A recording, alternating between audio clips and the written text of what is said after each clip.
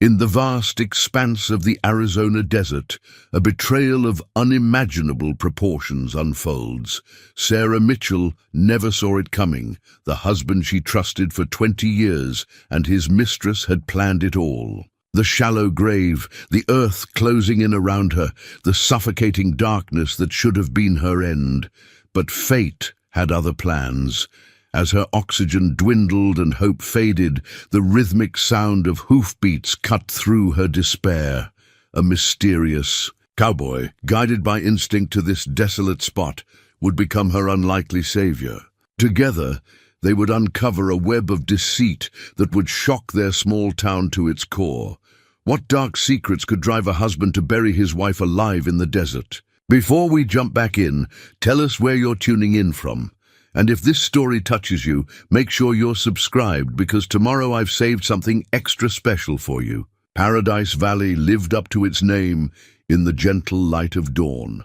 Sarah Mitchell stood at her kitchen window, cradling a porcelain mug of Earl Grey tea, watching the sun paint the Camelback Mountain in shades of amber and rose. 20 years in, Arizona had taught her to cherish these quiet moments before the heat claimed the day. The wall beside her held their wedding photo, yellowed slightly with age.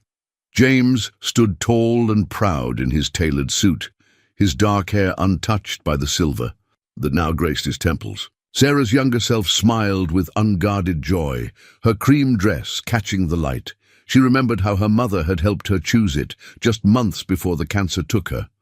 Her gallery, Desert Light Fine Arts, would be opening in an hour. Sarah took one last sip of tea, savoring the familiar bergamot. The gallery had been her dream long before she met James, though he'd later claimed credit for its success. She'd built it from nothing, transforming a dusty storefront into Paradise Valley's premier showcase for Southwestern artists. Upstairs, she heard James stirring. Their morning routine had grown predictable. He'd shower, dress in one of his precise suits, and barely touch the breakfast she prepared.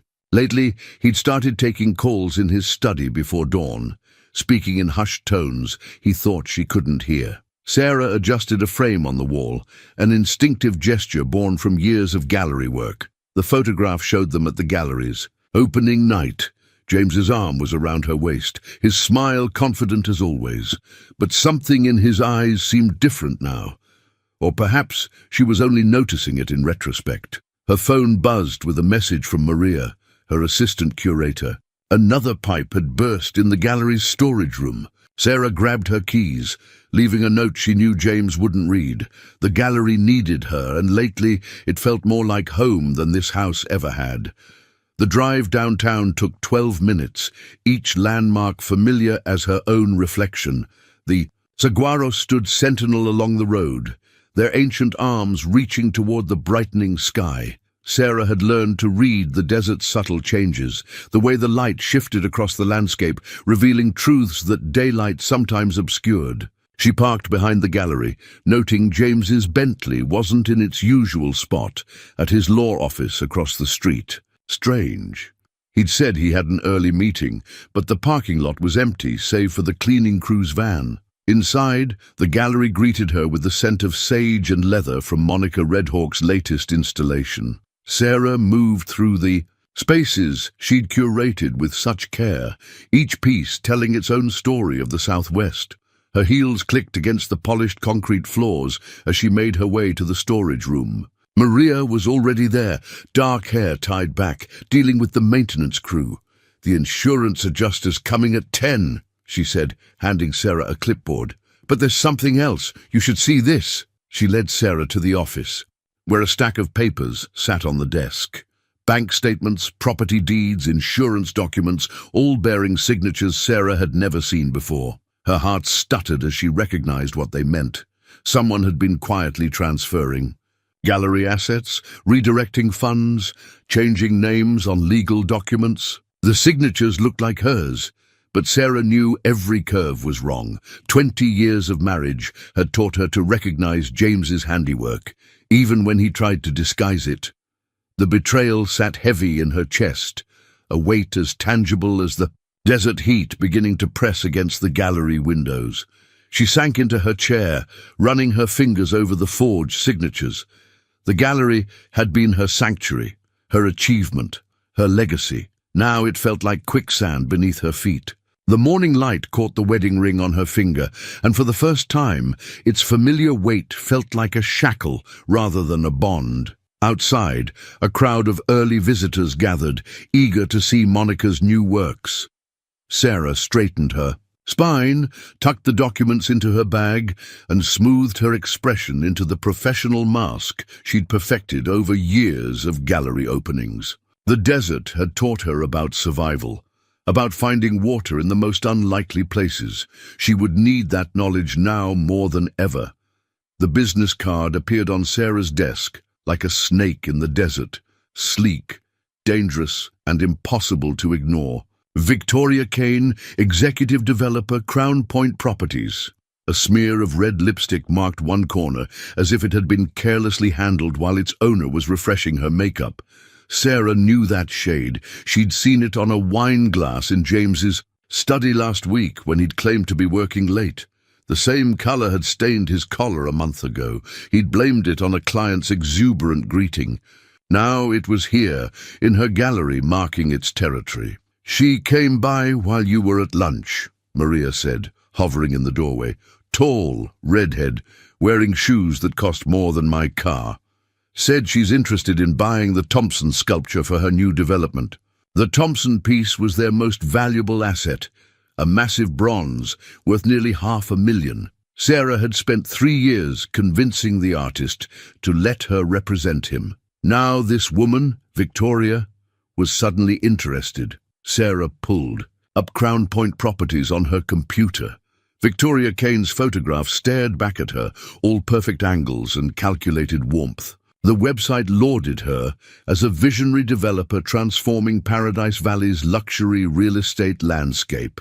Recent projects included high-end condominiums, exclusive resorts, and, Sarah's heart stopped, a proposed cultural center just 2 blocks from the gallery.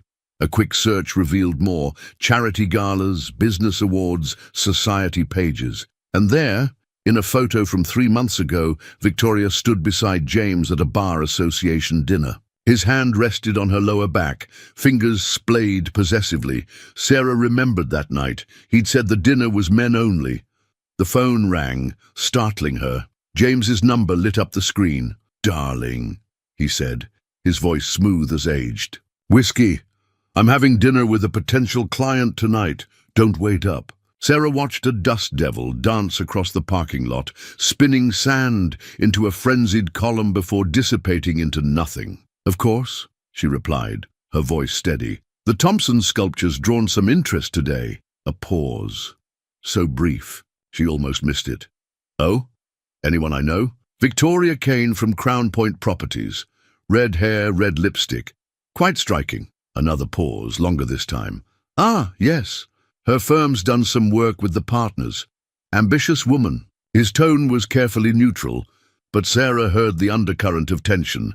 "Listen, darling, I've got to run. We'll talk later." The line went dead. Sarah set the phone down and opened her bottom drawer, pulling out the stack of documents she'd discovered that morning. The forgeries were expert work, but now she noticed something new: a notary's stamp from Crown Point Properties on several pages. The pieces clicked into place like a combination lock. Victoria wasn't just James's. Mistress. She was his co-conspirator. The gallery, the Thompson sculpture, the cultural center, it was all connected. Sarah's hand trembled as she reached for Victoria's card. The lipstick smear seemed to mock her, a deliberate mark of ownership. Had Victoria left it here, knowing Sarah would recognize the shade? Was it a warning, a challenge, or both? The afternoon. Light slanted through the gallery windows, catching the edge of Monica Redhawk's latest piece, a wire sculpture of a woman emerging from flames, her arms reaching toward freedom. Sarah had always admired its message of transformation through trial. Now it felt prophetic. She slipped Victoria's card into her wallet, next to the credit card statements showing James's recent purchases. A diamond bracelet from Cartier. Dinner. Reservations at intimate restaurants, a weekend booking at the Royal Palms Resort. None of these gifts had been for her. Outside, the late afternoon heat rippled off the pavement, distorting reality into wavering mirages. Sarah thought of the woman in Monica's sculpture, facing the fire that would either destroy or liberate her. After 20 years of marriage, she stood at the same crossroads. The gallery phone rang again. This time it was Victoria's smooth voice on the line. "Mrs. Mitchell, I'd love to discuss the Thompson piece over dinner. Tomorrow night at Mistress, perhaps. James speaks so highly of you. I feel like we should get to know each other better." The trap was set, baited with fake courtesy and red lipstick. Sarah looked at her reflection in the gallery window. Poised, professional, the perfect wife and gallery owner. No one would guess that beneath that calm exterior, something fierce and determined was taking shape. "Mistress sounds perfect, Ms. Kane. I'm looking forward to it." Mistress was Paradise Valley's crown jewel, a place where the desert's elite came to see and be seen. Sarah arrived early, choosing a table with a clear view of both entrances. The maitre d' knew her well. She and James had celebrated their anniversary here for 20 years. A manila envelope sat in her handbag, heavy with evidence. She'd spent the morning at the county records office, tracing a web of shell companies and property transfers. The gallery wasn't the only target. Victoria Kane had been systematically acquiring properties throughout the arts district, using a network of corporations that all led back to one address, James's law firm. Victoria swept in at exactly 7, wearing a dress that matched her. Lipstick. "Sarah, darling," she purred, air-kissing both cheeks. "I feel like I already know you. James talks about you constantly." "Does he?" Sarah smiled, thinking of the forged documents in her bag. "How fascinating, especially since he's never mentioned you." Something flickered in Victoria's eyes. Surprise, perhaps, or respect. She settled into her chair with practiced grace. "Well, men can be so forgetful, but business relationships are complex, aren't they? Speaking of which, that Thompson sculpture would be perfect for our new cultural center. The one you're building 2 blocks from my gallery." Sarah took a sip of water. "Tell me, was that James's idea or yours?" Victoria's smile never wavered. "I don't know what you mean. The shell companies, the forged signatures, the systematic acquisition of every property surrounding my gallery." Sarah opened the envelope, spreading documents across the pristine tablecloth. "It's quite impressive, really. You've been planning this for what, a year? 2? You should—" "Be careful, Sarah." Victoria's voice dropped lower. "Some things are better left unexplored." "Like my husband's bed?" The words came out sharper than intended. A nearby diner glanced their way, then quickly looked down. Victoria leaned forward, her perfect mask cracking slightly. "Your husband came to me. Did you know that? Said he was suffocating in a marriage to a woman who cared more about her precious gallery than him. We simply found a way to make everyone happy. By stealing everything I've built? By reimagining it. The cultural center will absorb your gallery space. James has already arranged the transfers. You'll be generously compensated, of course, enough to start fresh somewhere else." Victoria's smile returned, sharp as a cactus spine. "Consider it an amicable divorce settlement." Sarah's hand tightened around her water glass. 20 years of marriage reduced to a real estate transaction. "And if I refuse, don't be difficult, Sarah. James has everything in place. The board members, the bank, the city council, they're all on board. Fighting this will only make things messier." Victoria gestured to a waiter. "Now, shall we order?" "The sea base is excellent." Sarah stood, her chair scraping against the floor. "I've lost my appetite. But thank you for your honesty. It's the first real thing about you I've seen." Outside, the desert night had settled, bringing a chill that penetrated bone deep. Sarah's phone buzzed with a text from James. "Where are you? We need to talk." She drove to the gallery instead of going home. The security lights cast long shadows across Monica's sculptures, making the wire woman's flames seem to dance. Sarah unlocked her office, hands shaking as she accessed the gallery's secure server. There it was, buried in the digital archives, a folder of emails between James and Victoria dating back 18 months. Property assessments, acquisition strategies, plans for the cultural centre. Her gallery wasn't just part of their plan, it was the centerpiece.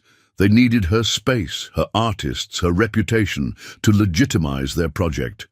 A new email appeared from James. Coming to the gallery. Don't do anything rash. Sarah looked at the wedding photo on her desk, at her younger self's trusting smile. The woman in that photo could never have imagined this moment. But that woman was gone, replaced by someone stronger, someone who had finally seen through 20 years of careful lies. She picked up Victoria's business card, the red lipstick mark now smeared and faded. In the morning, she would call her own lawyer, alert her artists, fight back with everything she had.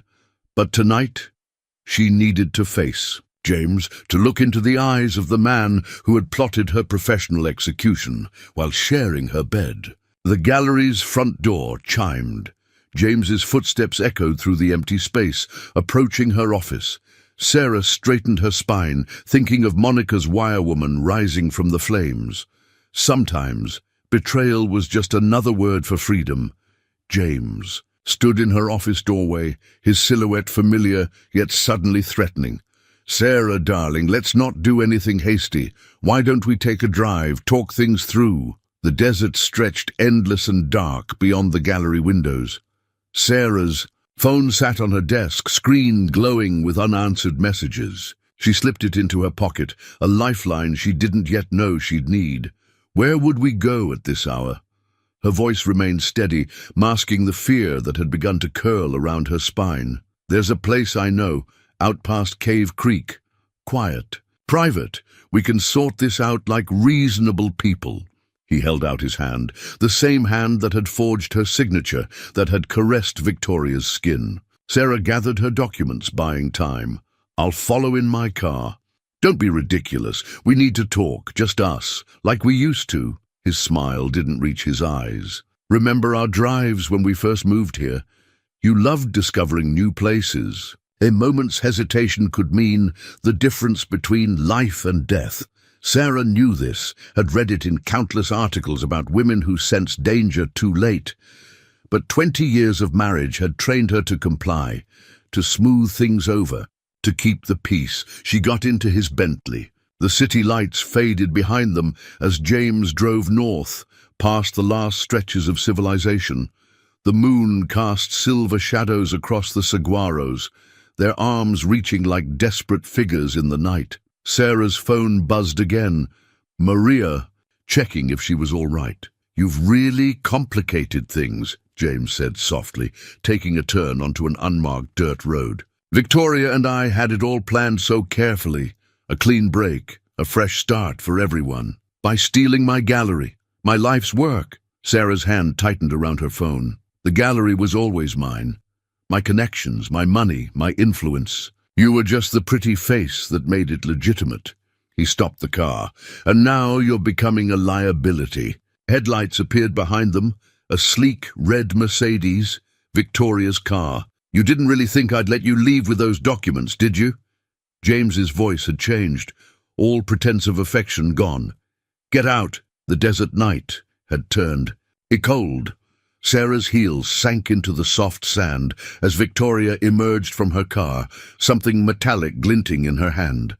A shovel. It didn't have to be this way, Victoria said, her red lips curling into a smile. We offered you a clean exit. Sarah's phone slipped from her trembling fingers as James grabbed her arms. The screen cracked against a rock, its glow fading like hope in the darkness. She fought then, with everything she had, but 20 years behind a desk had not prepared her for this moment. The first blow came from behind, sharp, decisive. The desert spun, stars blurring into streaks of light. She felt herself being dragged, heard the shovel biting into sand. Make it deep. Victoria's voice seemed to come from far away. He can't risk anyone finding her. The grave was shallow, but deep enough. Sarah felt the sand covering her legs, her torso, her face. Her last conscious thought was of Monica's wire woman emerging from the flames, but there would be no emergence. For her, no transformation, no escape. Darkness took her, but not before she heard Victoria's final words.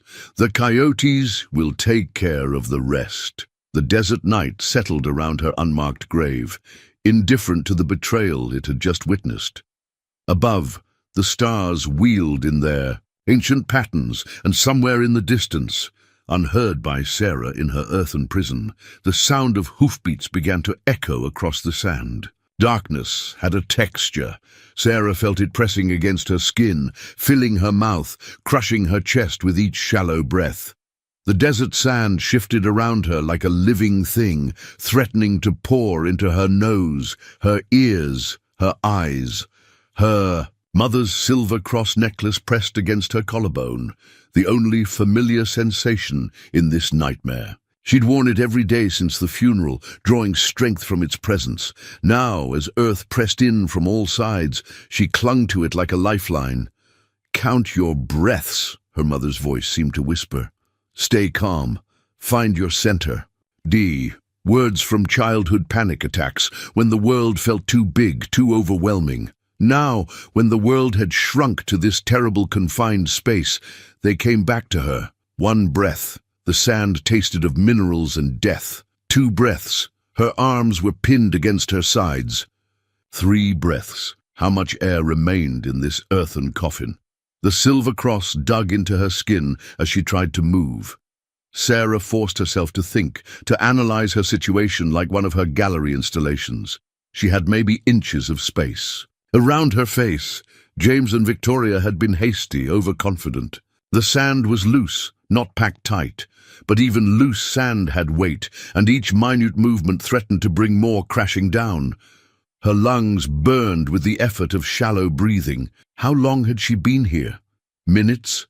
Hours? Time lost meaning in the absolute darkness. She thought of Monica's wire woman emerging from flames. "Sometimes," Monica had said, "we have to burn away everything we were to become what we're meant to be." Was this her flames? Her transformation? A sound penetrated the earthen silence, distant, rhythmic. At first, Sarah thought it was her own heartbeat, amplified by the ground around her. But no, this was different. Hoofbeats, growing closer. Her mother's voice again. "Signal! Make them hear you!" Sarah forced her hand upward through the sand, feeling it shift and pour around her fingers. The silver cross chain snapped with the movement, but she kept pushing. If she could just break the surface. The hoofbeat stopped, replaced by another sound. Footsteps, the crunch of boots on desert sand. "Hello?" A man's voice, distant but clear. "Anybody out here?" Sarah tried to scream, but sand filled her mouth. She pushed harder, fighting for each millimeter of movement. Her fingers broke through to cold night air. "Sweet Jesus!" The voice was closer now. "Hold on! Don't move!" The sound of a shovel cutting earth, different from the terrible rhythm of her burial. Careful, methodical strokes moving sand away from her face, her chest, her body. The weight lifted gradually, and finally, blessedly, Sarah drew a full breath of desert air. Rough hands pulled her from the grave, and she found herself staring up at a star-filled sky and the concerned face of a stranger. A cowboy hat shadowed his features, but she saw kindness in his eyes. "I've got you," he said softly. "You're safe now." Sarah clutched her mother's broken silver cross, its familiar weight anchoring her to reality as the desert night spun around her. She was alive. Against all odds, she had emerged from her own burial, like Monica's woman rising from the flames. The stranger's horse nickered softly in the darkness, and somewhere in the distance, a coyote called, a sound that should have been terrifying but now felt like a celebration of survival. Sarah Mitchell had died in that shallow grave, but someone new had risen in her place, someone stronger, someone who would make James and Victoria regret their terrible mistake. Luke Martinez had spent enough time in the desert to read its signs. Tire tracks cutting deep into sand meant a heavy vehicle moving fast. Scuffed earth and scattered footprints told of a struggle. The fresh-turned soil had drawn him off his usual patrol route, instinct telling him something was wrong. Now, watching the woman clutch her silver cross in trembling fingers, he silently thanked those years of tracking experience. She was in shock, but alive, a miracle given what she'd just survived. "I'm Luke," he said softly, keeping his distance as he removed his worn leather work gloves. "Can you tell me your name?" "Sarah." Her voice was hoarse from sand and fear. "Sarah Mitchell!" He draped his duster around her shoulders, noting how she flinched at the contact. "Miss Mitchell, we need to get you to a hospital." "No!" The word came out sharp, surprising them both. "No hospitals. They'll be watching." Luke studied her face in the moonlight. Beneath the dirt and terror, he saw intelligence and determination. This wasn't just a random act of violence. This was something calculated, personal. "My ranch is about 3 miles east," he said. "I've got a first aid kit, phone, whatever you need, but if someone did this to you, they need to face justice." Sarah's laugh held no humor. "Justice? My husband is Paradise Valley's most respected attorney. His mistress owns half the town council. They'd bury any investigation deeper than they buried me." The pieces clicked into place. Luke had heard rumors about James Mitchell and his development deals, the way small business owners mysteriously decided to sell just when his clients needed the property. "Your husband did this?" Sarah nodded, then swayed slightly. Luke caught her elbow, steadying her. "First things first," he said. "Let's get you somewhere safe. Then we can figure out next steps." He gestured to his horse, a sturdy paint mare named Sunrise. "Can you ride?" "It's been years." Sarah looked at the horse uncertainly. "My mother taught me, but Sunrise is gentle as they come." Luke adjusted his stirrups. "I'll walk alongside. Lead her home. Right now, you need to focus on staying upright." He helped her mount, noting how she automatically found the correct posture despite her exhaustion. The silver cross glinted in her hand as she gripped the saddle horn. They moved slowly through the desert night, Sunrise picking her way carefully around creosote bushes and cholla cactus. Luke kept one hand on the reins, the other ready to steady Sarah if needed. "How did you find me?" she asked after a while. "I patrol these back trails, keep an eye out for smugglers, lost hikers, saw fresh tire tracks, looked wrong for this time of night." Then he paused. "Plus, Sunrise started acting up like she heard something. Animals sense things we miss sometimes." Sarah reached down to pat the horse's neck. "Thank you, Sunrise." The mare nickered softly in response, and Luke saw Sarah's first genuine smile. Small, fragile, but real. "My ranch isn't much," he said as they crested a small rise, "but it's secure. Private road, good sight lines, no surprise visitors." "You sound like you've done this before." "Not this exactly, but I was a deputy up in Yavapai County. Saw enough domestic violence cases to learn about keeping people safe." He didn't mention the ones he hadn't saved, the ones who'd trusted the system and paid with their lives. The lights of his ranch house appeared in the distance, a humble anchor in the vast desert night. Sarah's hand tightened on the saddle horn. "They'll realize I survived," she said. "They'll come looking." Luke thought of his gun safe, his security cameras, the skills he'd learned in law enforcement and later as a ranch owner protecting his land from cartels and thieves. "Let them come," he said quietly. "They'll find more than they bargained for." Sarah looked down at him, moonlight silvering her dirt-streaked face. In her eyes, he saw not just fear and gratitude, but something else, a steely resolve that matched his own. "I don't want to bring trouble to your door." "Trouble's already here," Luke replied. "Question is, are you ready to fight back?" The silver cross caught the starlight as Sarah straightened in the saddle. "Yes," she said. "I'm done being buried." Luke's ranch house emerged from the darkness, a sturdy adobe structure with deep porches and warm light spilling from the windows. Security lights clicked on as they approached, illuminating well-maintained corrals and a modern barn. "My grandmother's place," Luke explained, helping Sarah dismount. "Built in the 1940s, but I've updated everything that matters." Inside, the house was a blend of old and new. Traditional Navajo rugs covered hardwood floors, while state-of-the-art security monitors gleamed from a desk in the corner. A handmade quilt draped across a leather couch, its patterns telling stories of the Old West. "Bathroom's through there," Luke said, retrieving a first aid kit. "Clean towels under the sink. Take whatever time you need." Sarah caught her reflection in the bathroom mirror and barely recognized herself. Dirt streaked her face. Her clothes were torn, and her carefully styled hair was matted with sand. But her eyes held a new hardness, a survivor's look she'd never seen before. The hot water stung her scrapes and bruises, but she welcomed the pain. It meant she was alive, that James and Victoria had failed. She borrowed Luke's soap, washing away the desert's grit and the lingering touch of James's hands. When she emerged, wrapped in Luke's borrowed robe, she found him in the kitchen. A pot of coffee brewed on the counter, and the familiar scent of chamomile tea steamed from a mug on the table. "My grandmother's cure for everything," he said, gesturing to the tea. "Thought you might prefer it to coffee right now." Sarah sank into a chair, pulling his grandmother's quilt around her shoulders. "You seem very prepared for unexpected guests. Like I said, I've helped people before." Luke sat across from her, his coffee untouched. "But we need to talk about what happens next. They'll be looking for you by morning. The gallery opens at 10. Sarah's hands tightened around the warm mug. "Maria will call the police when I don't show up.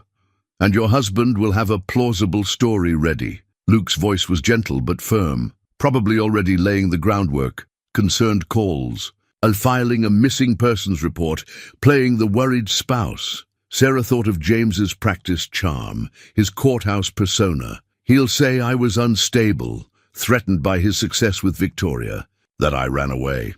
"Exactly. We need to be smarter than them." Luke opened a laptop, its screen adding to the kitchen's warm glow. "Tell me everything. The gallery, the development plans, every detail you can remember." For the next hour, Sarah talked. The forged documents, the shell companies, Victoria's cultural center scheme. Luke took notes, asked precise questions, his law enforcement background showing in his methodical approach. "There's something bigger here," he said finally. "This level of planning, the property acquisitions. They're not just stealing your gallery, they're setting up something major. Money laundering." Sarah remembered the complex web of transactions she'd uncovered. Maybe, or something worse. Luke pulled up a map of Paradise Valley. These properties they're buying, they form a pattern. The cultural center's just a front for something else. A coyote's cry echoed across the desert, and Sarah shivered despite the quilt's warmth. "I have copies of everything on a secure server. If I could access it remotely, too risky right now. They'll be monitoring your accounts." Luke studied her face. "You need rest. Tomorrow we can—" Alert flashed on the security monitor, headlights on the access road still distant but approaching. "Local sheriff's vehicle," Luke said, checking the camera feed. "Right on schedule." "They found me already?" "No, regular patrol, but we can't take chances." He moved with calm efficiency, shutting down lights. "There's a safe room off the pantry. Hidden door, fully stocked. Just in case." Sarah stood, clutching the quilt. "You've thought of everything." "Had to, in my line of work." Luke's hand brushed her shoulder. "But you don't have to hide if you don't want to. Your choice." She looked at him in the dim light, this stranger who had saved her life and was now offering her a chance to fight back. The quilt's patterns seemed to shift in the darkness, telling stories of survival, of courage, of new beginnings. "I'm done hiding," she said, and saw approval in his eyes. The headlights grew closer, casting long shadows through the windows. But for the first time since discovering James's betrayal, Sarah felt something beyond fear and anger. She felt hope. The sheriff's patrol car slowed at Luke's gate, its headlights sweeping across the property. Luke stood on the porch, the perfect picture of a rancher disturbed late at night, while Sarah watched through the security feed. "Evening, Deputy Rogers." Luke called out, "Bit late for a social call." The deputy stepped out, his badge catching moonlight. "Just checking the back roads, saw your lights on. Coyote's been acting up, keeping an eye on the horses." Luke's voice was casual, practiced. "Coffee's hot if you want some. Can't tonight. Say, you haven't seen anything unusual. Got a missing persons report coming in from Paradise Valley. James Mitchell's wife, prominent family, big lawyer." Sarah held her breath, watching Luke's response on the monitor.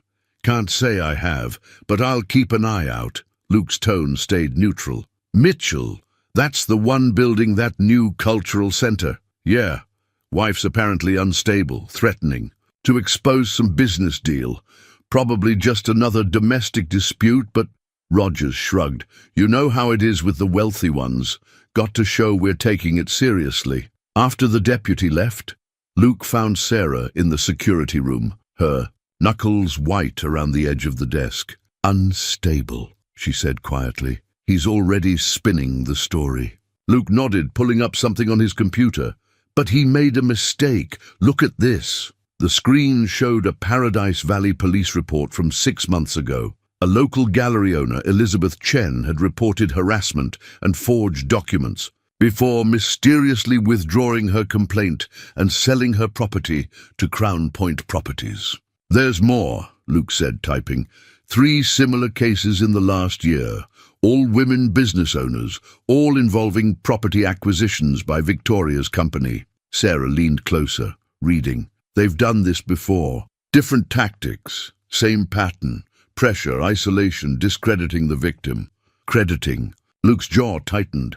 "But they got sloppy with you. Desperate. Because I found proof?" Sarah thought of the documents on her secure server. "Because you're the centerpiece." Luke pulled up a map.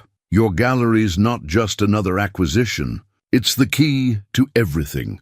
The map showed property ownership across Paradise Valley's Arts District. Red dots marked Crown Point Properties holdings, forming a clear pattern around Sarah's gallery. "The cultural center's not just a front," Luke said. "It's a cover for something bigger. Look at the building plans Victoria filed." Sarah studied. "The architectural drawings. These storage areas are huge. The security specifications, more suited to a private vault than an art gallery." Luke pointed to the subsections. "Perfect setup for moving things through the arts district. High-value items, minimal scrutiny, money laundering, and worse. I made some calls while you were resting. Victoria's company has connections to international art dealers with questionable reputations, the kind that specialize in artifacts that shouldn't be for sale." Sarah thought of her gallery's reputation, the relationships she'd built with artists and collectors. "They were going to use my name, my connections." "Your legitimacy," Luke agreed. "The perfect front for their operation. But you started asking questions too soon. Found evidence they couldn't risk becoming public." A notification popped up on the screen. A news alert from the Paradise Valley Independent. James stood outside their house, playing the concerned husband for reporters. Victoria stood slightly behind him, her red lips set in a perfect expression of worry. "Missing Paradise Valley woman may have fled due to mental health crisis," the headline read. Sarah's hand found the silver cross around her neck. "They think they've won." "That's their weakness," Luke's voice held steel. "When people think they've won, they get careless, make mistakes." "We need proof," Sarah said. "Something they can't bury or explain away." Luke picked up his phone, checking a message. "Got a contact in the FBI's art crime unit. If we can document the connection between Victoria's properties and the smuggling operation, I can help." "With that?" Sarah straightened, her mind racing. "The Thompson sculpture they wanted? The artist always insists on detailed provenance records. If they're planning to use it as part of their scheme, we can trace the whole operation." Luke smiled grimly. "But it's dangerous. These people tried to kill you once." Sarah looked at the news footage of James and Victoria, at their practiced poses of concern. The fear was still there, but now it fueled something stronger. Determination. "They took everything I built," she said. "Used my life's work for their schemes. I won't let them destroy anyone else." Luke's hand found hers, warm and steady. "Then let's make them regret ever underestimating you." Dawn found Sarah on Luke's porch, watching the desert come alive. Quail called from behind saguaros, and the first rays of sun painted the mountains gold. The morning felt surreal after the nightmare of her burial, yet the bruises on her arms proved it had all been terribly real. Luke emerged from the house carrying 2 mugs. The morning light revealed details she'd missed in the darkness: silver threading his dark hair at the temples, laugh lines around his eyes, a small scar along his jaw. He handed her a mug of chamomile tea and settled into the adjacent chair. "Found something you should see," he said, pulling a worn leather journal from his pocket. "My notes from when I was investigating Victoria Kane 3 years ago." Sarah took the journal, its pages soft with use. "You knew about her. Suspected. Couldn't prove anything." He sipped his coffee. "Was working a case up north. Another female business owner. Similar pattern. Property theft, gaslighting, mysterious accidents, but the victim disappeared before we could build a case." The journal's pages held detailed observations, newspaper clippings, photographs. Luke's precise handwriting documented a pattern of corruption that stretched back years. "You never stopped investigating," Sarah said, noting the recent entries. "Couldn't. Not after what happened to Maria Delgado." He turned to a photograph of a smiling woman outside a restaurant. She refused to sell her family's business to Crown Point, had evidence of their pressure tactics. Then one night, her car went off a mountain road. Body was never found. Sarah's hands tightened around the journal. "They made it look like an accident. Or a suicide, just like they're trying to do with you." Luke's voice held controlled anger. "But Maria left something behind, a file of documents that could expose everything. I just could never find it." "What kind of documents?" "Financial records, mostly. Proof of money laundering through property deals, but also shipping manifests that didn't match official records. Art pieces arriving from countries with export restrictions." Sarah thought of her gallery's meticulous provenance records. The cultural center would give them a way to legitimize stolen artifacts. Mix them in with legal acquisitions. "Exactly, but they need your reputation, your connections." The Mitchell Gallery name carries weight in the art world. The sun climbed higher, burning away the morning chill. Sarah stood, walking to the porch railing. The desert stretched before her, vast and unforgiving, yet somehow comforting in its rawness. "I kept a detailed diary," she said slowly. "Everything. About the gallery, including James's increasingly strange behavior. It's in my private cloud account, encrypted." Luke joined her at the railing. "Can you access it remotely?" "Yes, but—" She turned to face him. "They'll be monitoring my accounts." "Not if we're careful." His eyes met hers. "I've got a secure connection, anonymous routing. But it's your choice, Sarah. This is already dangerous. Going after their records, accessing your accounts, it could make things worse." She thought of Maria Delgado's empty car on a mountain road, of Elizabeth Chen's withdrawn complaint, of her own shallow grave in the desert. The fear was still there, a cold knot in her stomach, but now it shared space with something stronger. "I spent 20 years building my gallery's reputation," she said. "James and Victoria thought they could steal it, use it for their schemes, but they forgot something important." "What's that?" "The gallery isn't just a building or a name. It's relationships, trust, knowledge that can't be stolen or forged." She straightened her shoulders. "And I'm done being their victim." Luke's smile held admiration and something more, something that made her heart beat faster despite everything. He pulled his laptop from its case. "Then let's get to work. But first—" He hesitated, then reached out to brush a strand of hair from her face. The gentle touch held nothing of James's possessiveness, only warmth and understanding. Sarah leaned into his hand for a moment, allowing herself to feel safe.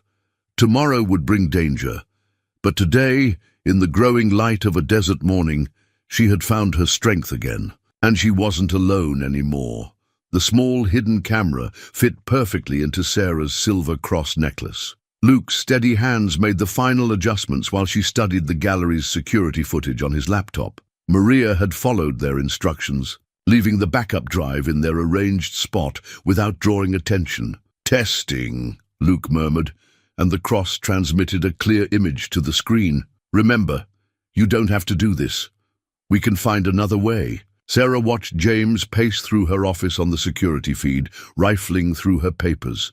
Victoria stood by the window, her red dress a splash of blood against the desert landscape captured in Monica's photographs. "No other way will be fast." "Enough," Sarah said. "They're already moving pieces into place. Look." The footage showed workers measuring the gallery walls, photographing the space. A man in an expensive suit examined the Thompson sculpture with too much interest, making notes on a tablet. Salvatore Ricci, Luke identified him. Known connection to several stolen artifact cases in Europe. Never been charged. They're not even trying to hide it anymore. Sarah touched the silver cross. "They think I'm dead or running. Either way, they believe they've won." Luke's hand covered hers, warm and calloused. "That's what makes this dangerous. Desperate people make mistakes, but they're also more likely to resort to violence." "I know," Sarah met his eyes. "But I'm not the same woman they tried to bury." The plan was simple in theory, complex in execution. Sarah would use her still-active gallery codes to enter after hours, accessing the records they needed while Luke monitored from outside. The hidden camera would document everything, transmitting to a secure server. "Once we have proof of the smuggling operation," Luke said, checking his weapons, "my FBI contact can move. But we need concrete evidence, shipping records, bank transfers, anything that shows the criminal enterprise." Sarah nodded, remembering the hidden safe behind her office's false wall panel. "James never knew about my private files. 20 years of marriage, and he still underestimated me." The desert sunset painted Luke's ranch in shades of amber and rose as they made final preparations. Sarah changed into dark clothes, practical shoes, nothing like her usual gallery owner attire. Her fingers trembled slightly as she fastened the silver cross. "Here," Luke handed her a small earpiece. "I'll be monitoring everything. Any sign of trouble, you get out immediately. No heroics." "Funny," Sarah said, testing the earpiece. "I was going to tell you the same thing." His laugh was soft, tension breaking for a moment. They'd grown comfortable in each other's space over the past days, learning each other's rhythms. Now, standing, close in the fading light, Sarah felt the current of something more between them. Luke's hand brushed her cheek, then dropped to her shoulder. "Be careful. These people." He stopped, emotion rough in his voice. "I know." Sarah leaned into his. "Touch. But they took more than my gallery. They took my life, my trust, my identity. Tonight, we start taking it all back." The drive to Paradise Valley felt surreal. Sarah crouched in the back of Luke's truck, hidden under a tarp, while he took back roads to avoid security cameras. The gallery's familiar silhouette emerged from the darkness, its windows dark except for security lights. "Cameras show James and Victoria left an hour ago." Luke's voice came through her earpiece. "2 security guards on rotation. Should be changing shifts in 10 minutes.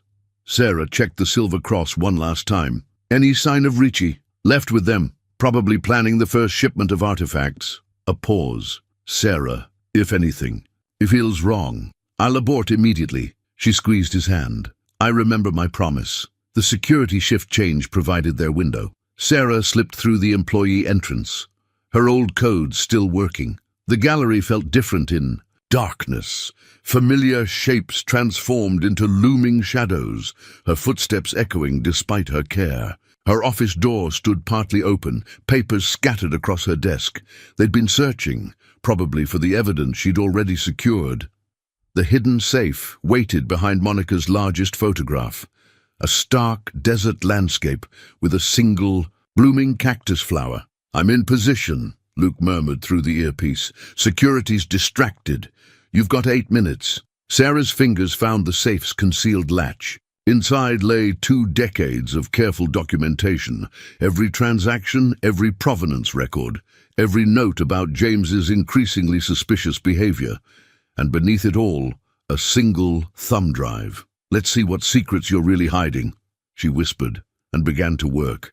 Victoria's private ledger lay open on the desk, its elegant leather cover concealing ugly truths. Sarah photographed each page with methodical precision, the silver cross capturing every damning detail. The numbers told a story of greed and corruption that stretched across continents. "Movement at the front," Luke's voice warned through her earpiece. "Black SUV approaching." Sarah's heart jumped. "James's car. No, different model. Wait." A pause. "It's Ricci.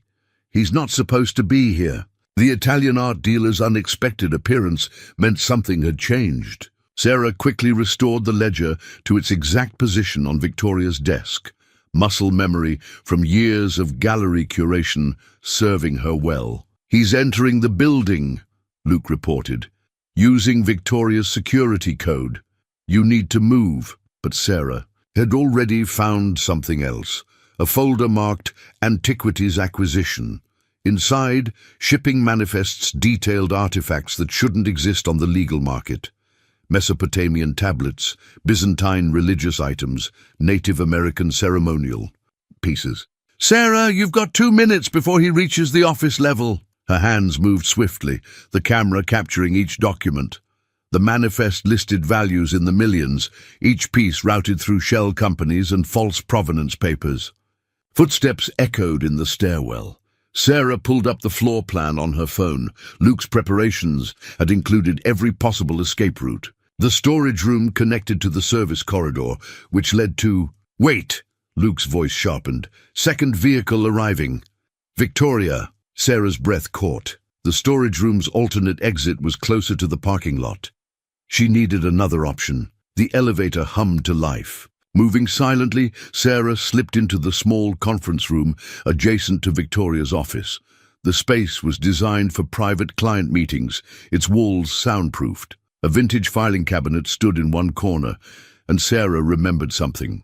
From her years of gallery renovations, "The maintenance shaft," she whispered to Luke. "Behind the cabinet. You'll have to move it without making noise." Sarah's muscles strained as she carefully shifted the heavy cabinet. Behind it, a metal panel led to the building's maintenance infrastructure, a remnant from its original construction that newer renovations had never fully sealed. Voices approached, Ricci's accented English and Victoria's smooth response. Sarah eased the panel open, wincing at the faint squeak of old hinges. "They're discussing the Thompson sculpture," Luke reported, listening through her earpiece. "Something about authentication papers." Sarah squeezed through the opening. Just as the conference room door opened, through the gap, she saw Victoria's red heels click across the floor.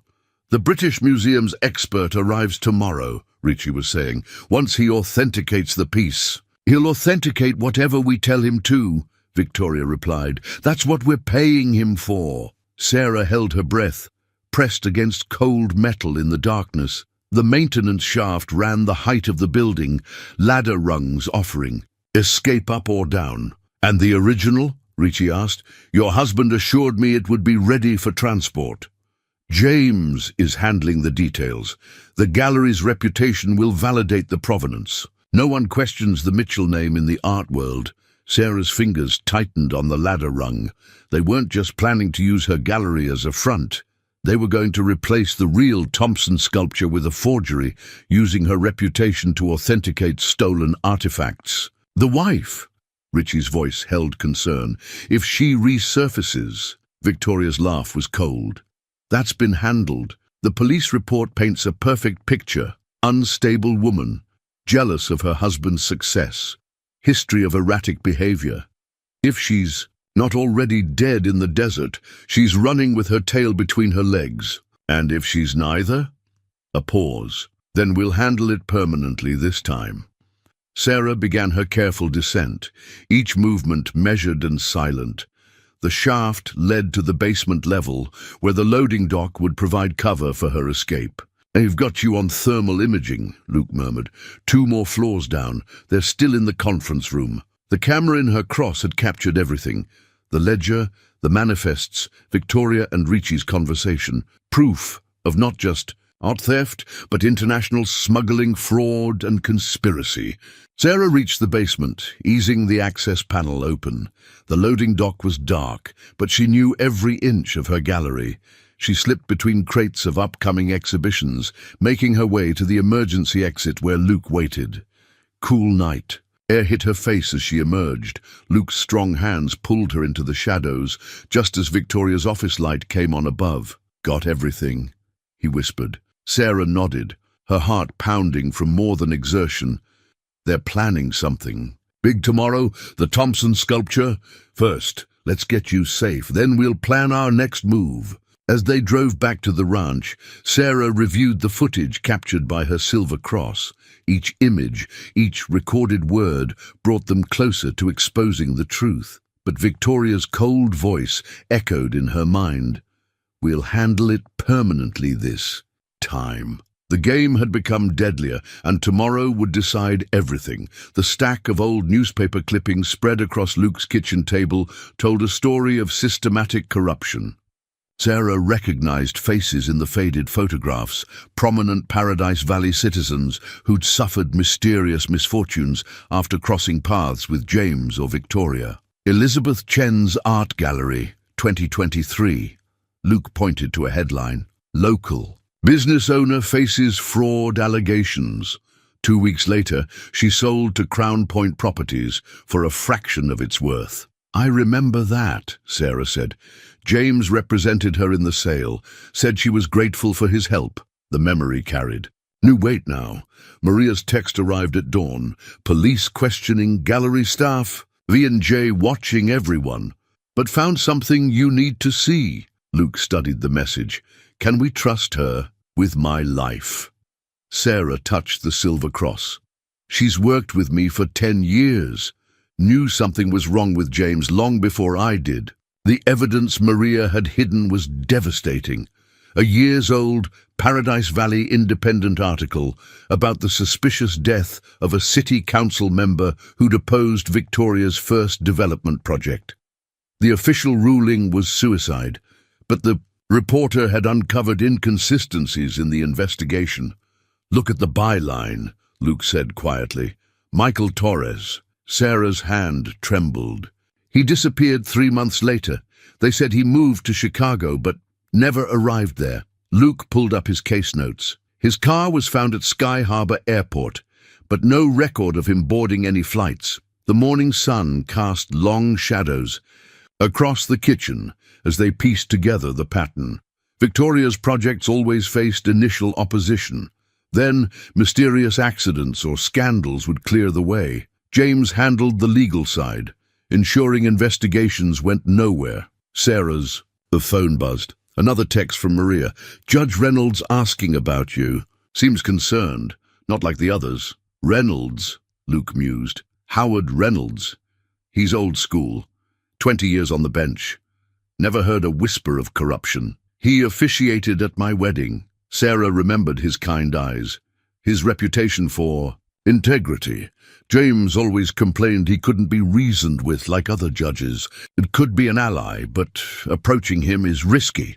A knock at the door froze them both. Luke drew his weapon, moving silently to the security monitor. His shoulders relaxed slightly. "Speaking of allies," he said, "I called in some help." The woman who entered moved with the careful grace of someone used to watching her back. "Detective Rosa Hernandez," she introduced herself. "Luke and I worked cases together up north. She's FBI now," Luke added. "Art Crimes Division." Rosa set a thick file on the table. "Been building a case against Victoria Kane for 2 years. But her operation's like smoke. Every time we get close, evidence disappears. Witnesses recant." "Not this time," Sarah said, touching her silver cross. "We have proof." They spent hours reviewing everything. The ledger photographs, the shipping manifests, the recorded conversations. Rosa's eyes widened at the scope of the operation. "This is bigger than art smuggling," she said finally. "They're using the Cultural Center project to create a pipeline. Stolen artifacts come in, laundered money goes out. The whole town's either compromised or looking the other way." "Not everyone," Luke insisted. "Judge Reynolds, for one. Maybe others who've been too afraid to speak up. Sarah thought of Elizabeth Chen, of Michael Torres, of all the others who'd lost everything. If we show them they're not alone. Dangerous, Rosa warned. One wrong move, one leaked word, is already dangerous, Sarah countered. They tried to bury me in the desert. How many others are in unmarked graves because they stood alone? Luke's hand found hers under the table, strong and steady. Rosa watched the gesture with knowing eyes. All right, the FBI agent said. We do this carefully. Judge Reynolds first. If he's clean, he can help us coordinate with law enforcement we can trust. But we move fast. The Thompson sculpture authentication. Tomorrow is clearly their next big play. Sarah squeezed Luke's hand, drawing strength from his presence. The newspaper clippings scattered across the table were like pieces of a dark puzzle, finally revealing the full picture of Paradise Valley's corruption. But they weren't alone anymore. In the growing morning light, surrounded by allies who understood the risks and chose to fight anyway, Sarah felt something she hadn't expected: hope. The question was whether hope would be enough against those who'd already proven they'd kill to keep their secrets. The storm rolled in from the mountains just before sunset, dark clouds gathering like bruises across the desert sky. Sarah watched from Luke's security room as James's press conference played on the local news. Her husband's carefully crafted mask of concern cracked for just a moment when the reporter mentioned a witness who'd seen lights in the gallery the previous night. "Turn it up," Luke said, entering with fresh coffee. "Concerned for my wife's mental state," James was saying. "The stress of running the gallery, combined with certain personal issues." He paused, masterfully crafting the image of a worried spouse. "We just want her to come home safely."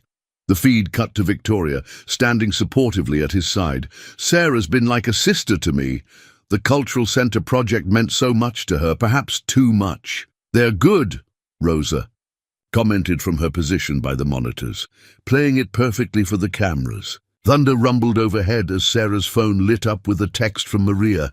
"They know. Security footage glitch caught your reflection. V going ballistic. J in office, shredding files." Luke read the message over her shoulder. "How long?" "Minutes." Before they locked down the gallery, Sarah was already moving.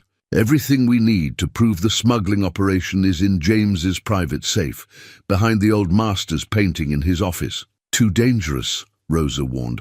"They'll be expecting you now." "Exactly why I have to go." Sarah checked her silver. Cross camera. "They'll never believe I'd be bold enough to walk in the front door." Luke's jaw tightened. "Not alone." "The FBI team's an hour out," Rosa reminded them. "Wait for backup." "An hour's too long." Sarah met Luke's eyes. "They'll destroy everything." The storm intensified as they drove toward Paradise Valley, lightning splitting the sky. Luke's truck handled the wind-swept roads while Rosa coordinated with her team. They dropped the pretense of stealth. Time mattered more than secrecy now. Sarah's phone buzzed again, a message from an unknown number. "My chambers, 9 p.m, come alone, Judge Reynolds." "It's a trap," Luke said immediately. "Maybe," Sarah studied the message, "or maybe we've found our way in." The gallery's lights blazed against the stormy darkness. Through the windows, they could see James pacing in his office, Victoria gesturing angrily beside him. Shadows moved in the background, private security, armed and waiting. 40 minutes until FBI backup, Rosa updated them. "Locals are compromised. We're on our own until then." Lightning flashed, illuminating the Cultural Centre's construction site next door. Sarah remembered Victoria's words about the Thompson sculpture authentication, about the smuggling pipeline they'd planned to build. "Look," Luke pointed to a figure hurrying through the rain. Salvatore Ricci, clutching a briefcase. "He's not supposed to be here until tomorrow. They're accelerating their timeline." Sarah made her decision. "I'm going to see Reynolds. Whatever evidence he has might be our only chance now." While they're watching the gallery, Luke nodded slowly. "Create a diversion." "No," Sarah touched his arm. "I need you to get into James's office. The safe combination is our wedding date. His ego couldn't resist. Everything you need will be there. You're not going alone, he insisted. Rosa will be my backup. Sarah met the FBI agent's eyes. Right? Rosa checked her weapon. Walking into a judge's chambers at night during a storm? Wouldn't miss it. Thunder crashed overhead as they finalized their plans. Luke would breach the gallery during the confusion, while Sarah and Rosa met with Reynolds. The storm would provide cover for both operations. Sarah. Luke caught her arm before they separated. If anything feels wrong... She silenced him with a kiss, brief but fierce. I'm done running, done hiding. Whatever happens tonight, we end this. His eyes held hers, saying everything words couldn't. Then he was gone, disappearing into the storm's shadows. Sarah watched the gallery's lights reflect off the rain-slicked streets. Through the windows, she could see James still destroying evidence, Victoria directing their security team. They thought they were erasing their crimes, protecting their empire.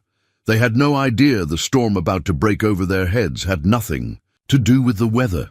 Ready? Rosa asked, checking her earpiece. Sarah touched her silver cross, thinking of all the lives James and Victoria had destroyed. They tried to bury me, she said quietly. Time to show them why that was a mistake. Lightning split the sky again as they moved through the storm toward the courthouse.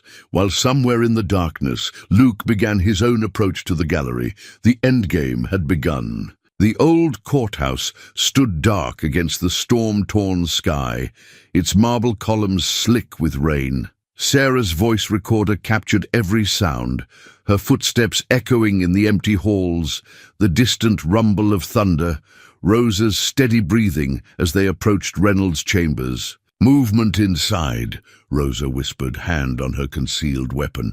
Sarah nodded, remembering every betrayal that had led to this moment. The heavy wooden door opened at her knock, revealing Judge Reynolds at his desk. His face showed no surprise. At her appearance, only a deep weariness. Mrs. Mitchell, he gestured to the chairs before him. I wondered when you'd resurface. You knew I was alive. I suspected. Reynolds withdrew an envelope from his desk. These arrived yesterday.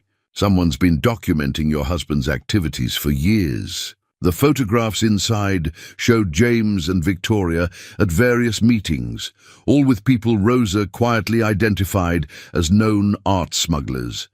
The final image showed Sarah's empty grave in the desert. Anonymous source, Reynolds continued. But the message was clear. The Mitchell legacy isn't what it seems. Sarah's hand touched her silver cross. You've known about their operation. Suspected. Could never prove it. The judge's eyes were hard, until now. Through her earpiece, Luke's voice came low and urgent. I'm in position. James and Victoria are still here. But something's wrong. Ricci's making calls, looking nervous. Reynolds leaned forward. Your husband's empire is built on quicksand, Mrs. Mitchell. One push... That's why we're here. Sarah placed her own evidence on his desk, printouts from Victoria's ledger. The shipping manifests, transcripts of recorded conversations. But we need your help. The judge studied the documents, his expression darkening. This goes beyond art smuggling. These transactions, they're using the cultural center to move massive amounts of money. Foreign accounts, shell companies...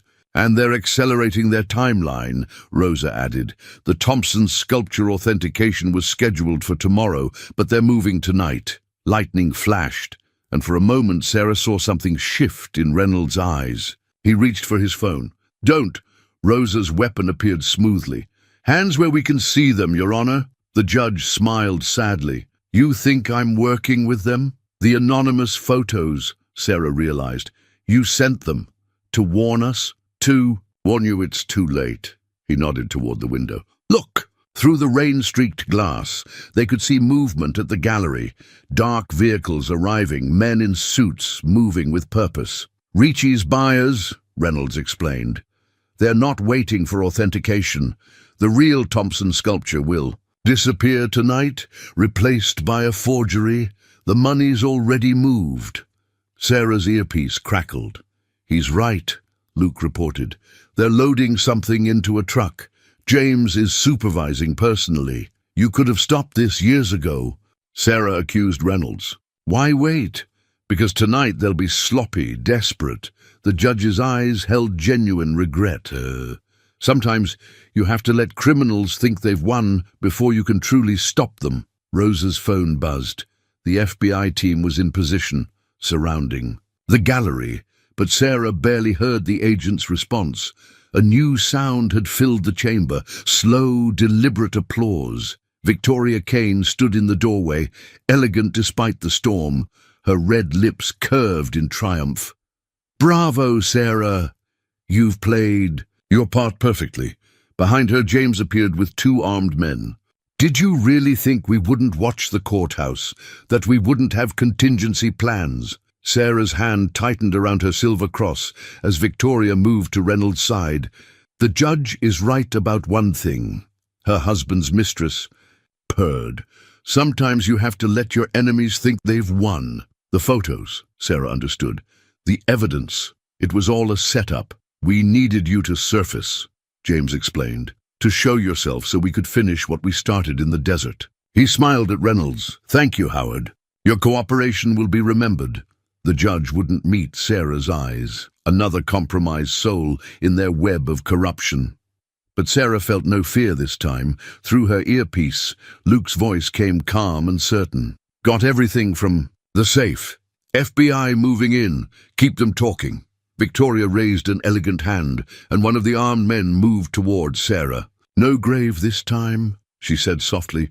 No chance of rescue, just a tragic end to a troubled woman's story. Thunder crashed overhead as Sarah stood, facing her would-be murderers. You still don't understand, she said quietly, touching her silver cross. I'm not the same woman you tried to bury. The room's lights flickered, and in that moment of darkness, everything changed. Sarah heard Luke's signal through her earpiece. A single word that meant their trap, not James and Victoria's, was the one finally springing shut. Now, the gallery keys jangled in Sarah's hand as chaos erupted around them. Emergency lights bathed the courthouse in harsh shadows, while FBI teams breached the building from multiple entrances. James's security men turned, confused by the sudden assault, giving Sarah the moment she needed. She drove her elbow back, just as Luke had taught her, breaking free from her captor's grip. Victoria lunged for her, red nails flashing. But Rosa intercepted her with practiced efficiency. FBI, everyone down! James stood frozen, watching his carefully constructed world crumble. Through the rain-lashed windows, they could see more agents surrounding the gallery, preventing the Thompson sculpture's theft. It's over, James, Sarah said quietly. The silver cross recorded everything. Your safe held all the proof we needed. His handsome face contorted. You really think you've won? One phone call and... Your phones are blocked, Rosa interrupted, handcuffing Victoria. And your friends in high places are running for cover. Amazing how quickly loyalty disappears. When federal indictments start flying. Thunder crashed as James made a desperate break for the door.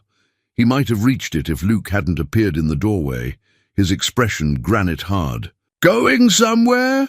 James stumbled back. You're the one who dug her up. Should have buried her deeper. Luke's voice held cold fury.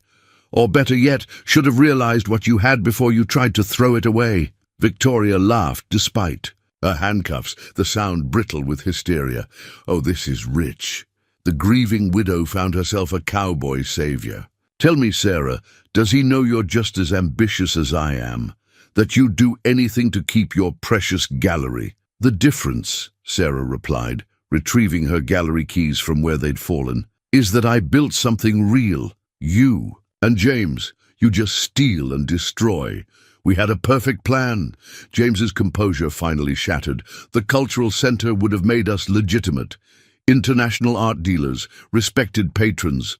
Murderers, Sarah cut in. How many others are buried in the desert, James? How many lives did you and Victoria destroy for your perfect plan? Reynolds spoke up from his corner.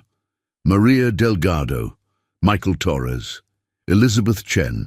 I kept records of every suspicious death, every convenient accident. My own insurance policy. Insurance that you never used, Rosa noted coldly. Until now. Sometimes survival means waiting for the right moment. The judge looked older, weighed down by years of compromise. Your wife understood that, James. She survived to bring you down. James lunged at Sarah, rage replacing his cultured mask, but Luke was faster, intercepting him with a single efficient movement. The impact drove James to his knees. The Thompson. Sculpture, Sarah pressed, standing over her husband. The real one. Where is it? Gone. James spat blood from his split lip. Being loaded onto a private plane right now. One last contingency you didn't. Actually, Luke's smile held no warmth. My friends at the airport would disagree. Amazing. How helpful people can be when you show them evidence of international art theft. Victoria sagged in her handcuffs. Ricci, he sold us out. He was FBI all along, Rosa confirmed. Deep cover, building the case.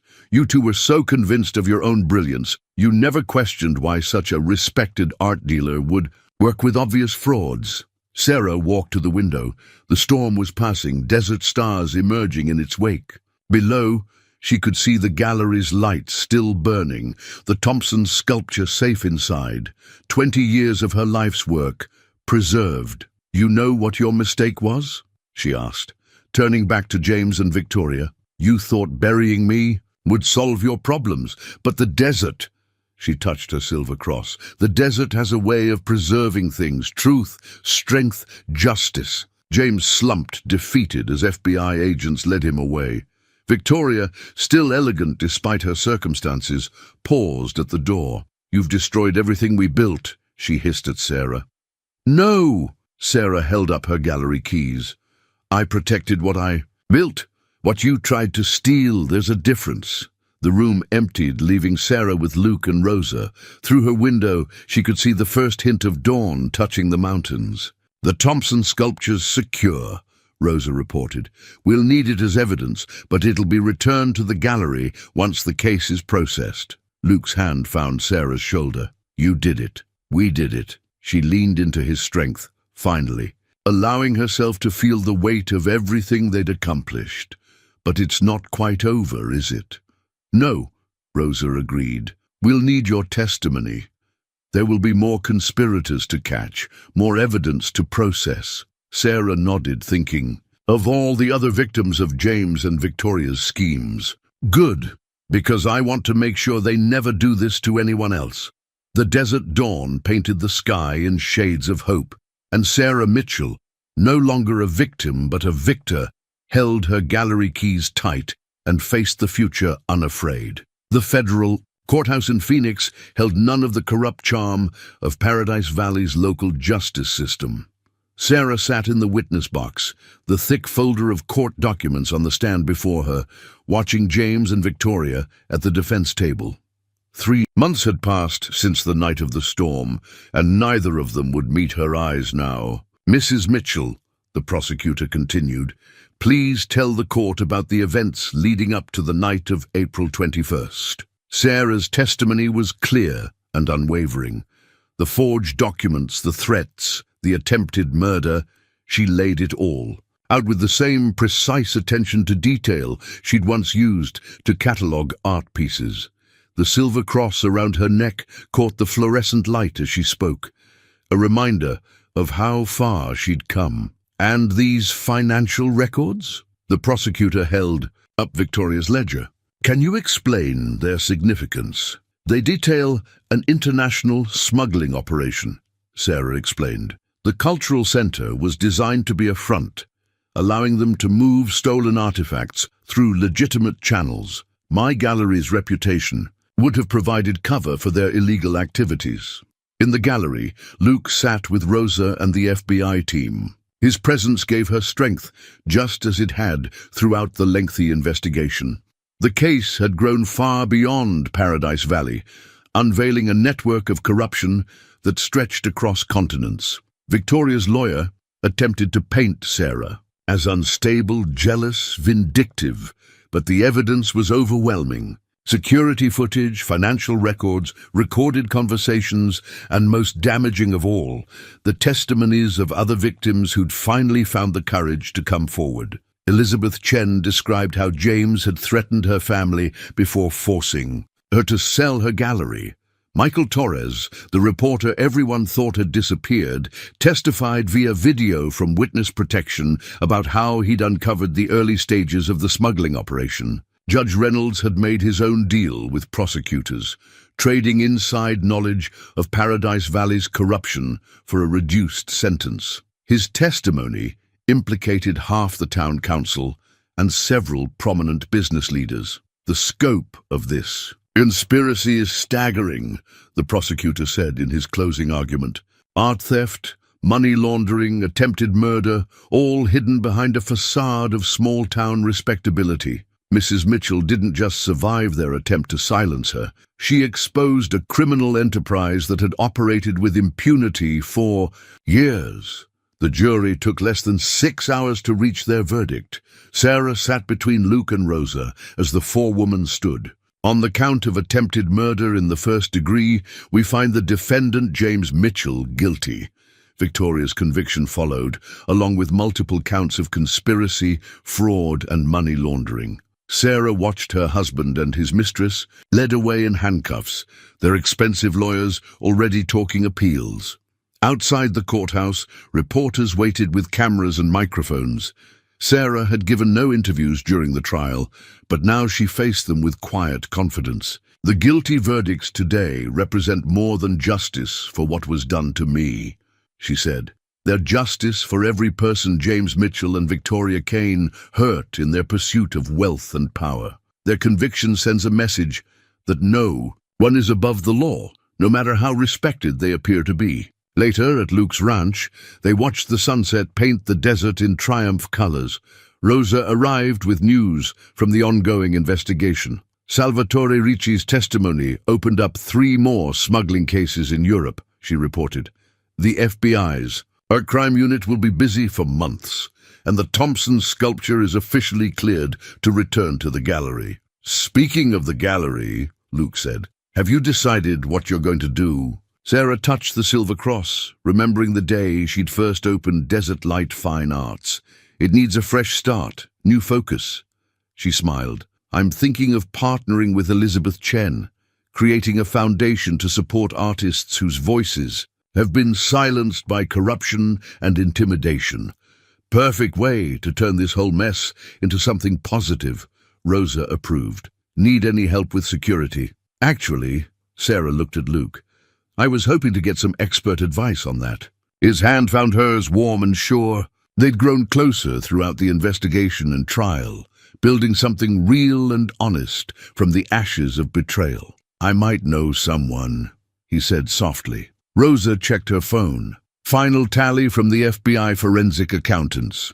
Over 50 million in stolen art and laundered money recovered. Paradise Valley's going to need a whole new town council after the corruption indictments finish rolling out. Good, Sarah said firmly. The town deserves a fresh start too. The desert wind carried away the last clouds of the long storm that had been her marriage to James.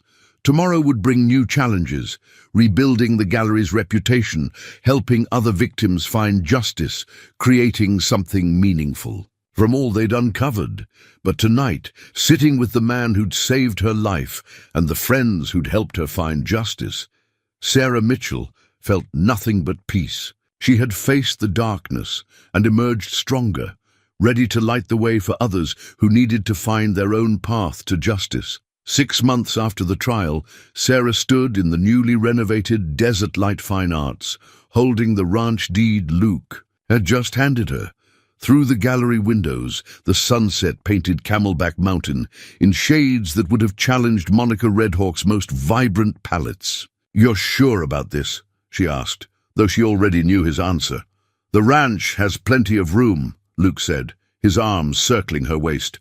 For you, for the art, for everything we want to build together. The gallery hummed with excitement.